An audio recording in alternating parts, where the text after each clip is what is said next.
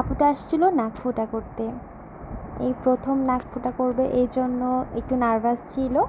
বারবার করে বলে নিয়েছে যে আপু ব্যথা লাগবে না তো। আর আপুটা আমার পার্মানেন্ট ক্লায়েন্ট, এই জন্য আমার প্রতি যথেষ্ট বিশ্বাস ছিল।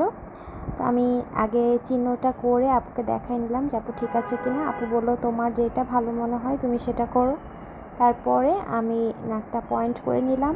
আর আগে অবশ্যই অবশ করে নিয়েছি। আমার পার্লারে সম্পূর্ণ অবশ করে নাকটা ফুটা করা হয়, একটুও ব্যথা পায় না।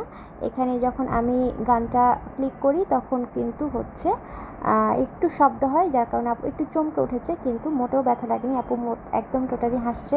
বারবার করে জিজ্ঞেস করা হচ্ছে তোমার ব্যথা লেগেছে কিনা, ও মাথা নাড়ায় বলতেছে না। আর মানে প্রথমবার নাক ফুটা করলো, তার জন্য সেই হ্যাপি ছিল।